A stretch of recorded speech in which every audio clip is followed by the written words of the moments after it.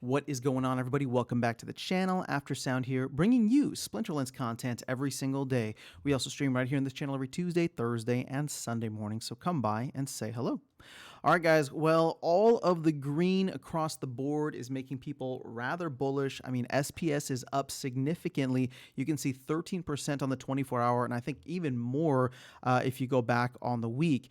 It is a fun time because we are just around the corner from land. It seemed like it will be here on Tuesday. Fingers crossed that there's no other bugs that are found. And then, of course, we are just a couple of weeks away from Rebellion launching as well in early December.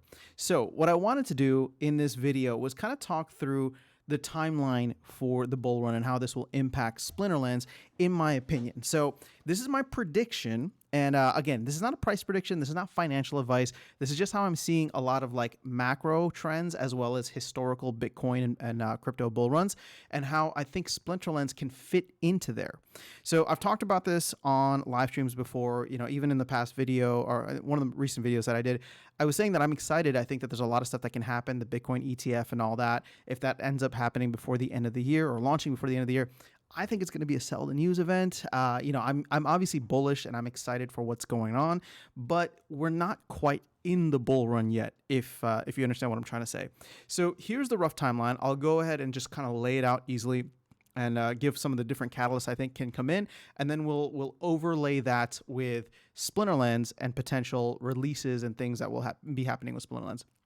So I'm recording this in early to mid-November of 2023. We have not yet gotten the Bitcoin ETF, spot ETF, although it seems like it could be happening at any moment. Now, whether this happens before the end of the year or in early January, even February, my guess is that it ends up being a sell the news event. We're seeing a massive pump in Bitcoin right now as a lead up to this. So it seems as though people and maybe even institutions are starting to front run what's going on. So Q4 tends to be a relatively bullish time period, and I can actually see, things ramping up quite a bit over the next couple of weeks here, even into January, especially if that's when the Bitcoin ETF gets launched. But when we hit Q1 of 2024, I do think things will cool off a little bit. Keep in mind, the Bitcoin halving isn't until April of 2024. And I think, post holidays, post, New Year, all that, it's just going to be a time where things cool off relatively, similar to what we've seen back in like 2020, right? And then in April, we have the Bitcoin halving, which will lead us into the summer.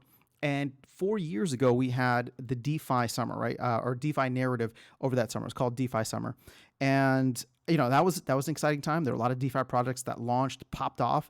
And I do believe with all of the hype, with all of the momentum of the Bitcoin ETF, of the bull run, once that halving happens, we could see a fun summer, right? So late Q2, early Q3, throughout the summer, I believe that there are going to be two narratives that play out.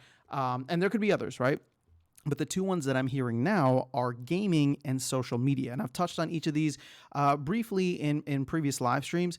Now, the gaming one is somewhat self-explanatory, right? We saw a huge wave of it back in 2021, I should say.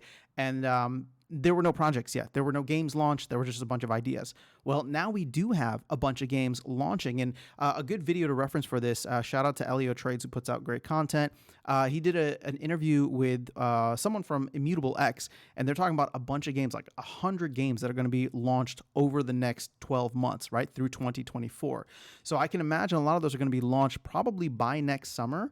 And it only really takes one to really drive the entire market narrative, similar to what Axie did in 2021. Now, a lot of these games look really good, right? You're starting to see the betas drop. You're starting to see the launches of some of these games, and it could just be a new feature set, a new whatever, or a brand new game that comes into play that gets people excited and becomes that hit, right? Million users onboarded, and then everybody starts looking at what's going to be the next game, right? Where do I park my capital and try to make that 10, 50, 100x, whatever it is? Again, not financial advice. I'm just saying that that's what's happened previously. I think that could happen again as early as next summer, right? And this is before the real bull run picks up. So just keep that in mind. The other narrative that I've been starting to hear a lot more is social media. So with all of the different, censorship things that have been coming around, around. People are unhappy, especially with everything that's going on in the world right now too. One of the areas in which I think people may start to gravitate towards is decentralized social media. Now, X, formerly Twitter, is an interesting platform, and I'm not going to stay out whether you like X or not. That's besides the point.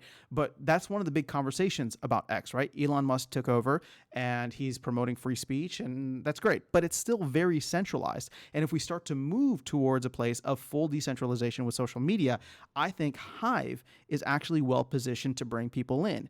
And that could be a backdoor for Splinterlands, but we'll get into more of that later. So those are the two narratives that I'm hearing now. Some of the other ones that might pop up would be AI, although we did have a run earlier this year, but you never know. There could be other advancements made in AI, and then that could just completely take off.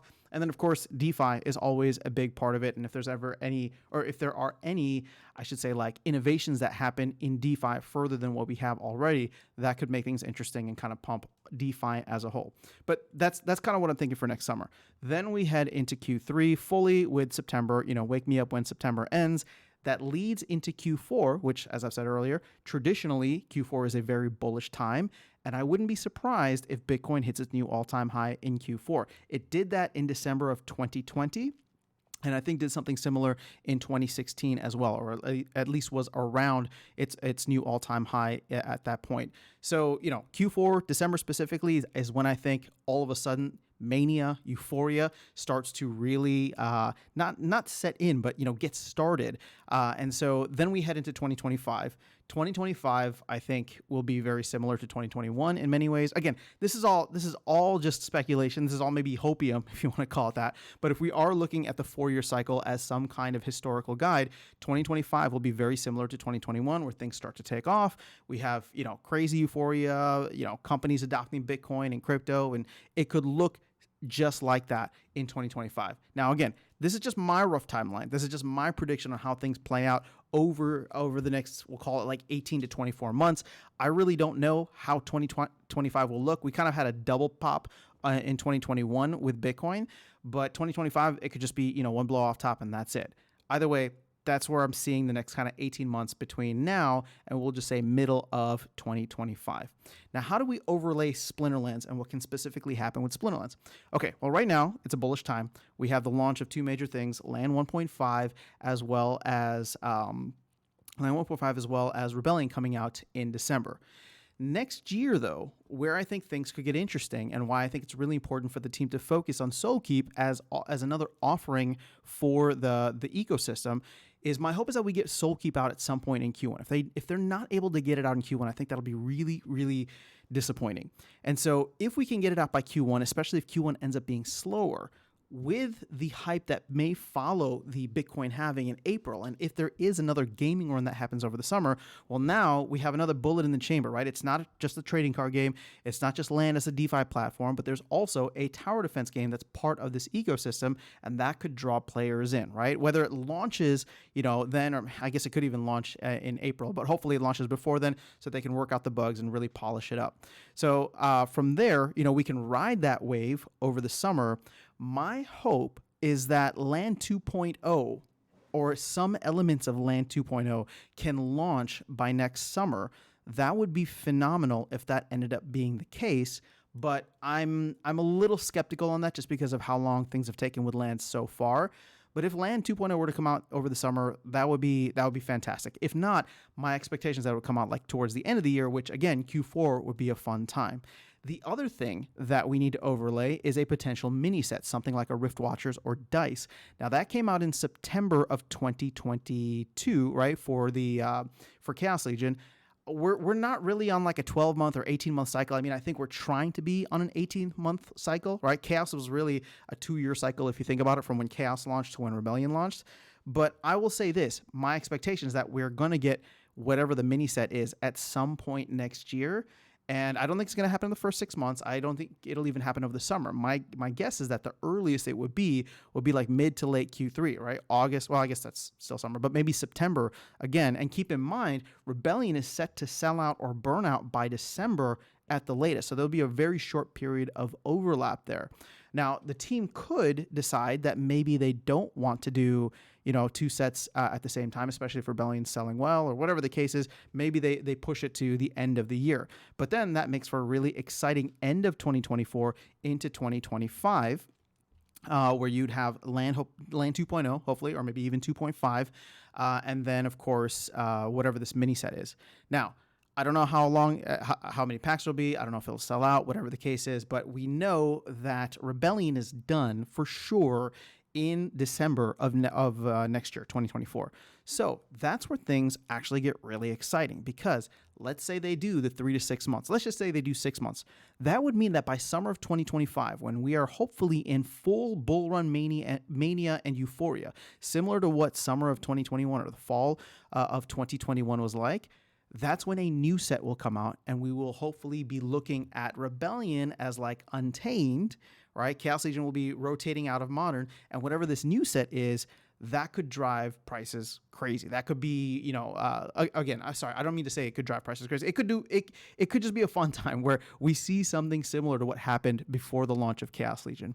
So that's kind of how I'm overlaying the next 18 months. Obviously, this is a very bullish case, and it's all speculation, so take it all with a grain of salt. But I'm just laying it out there of what my expectations would be with the macro, and then, of course, the overlay of Splinterlands over that. But I'm curious to know, do you agree with me? Do you not? What are you most excited about in terms of Splinterlands or the overall Bitcoin, potential bull run and 4-year cycle?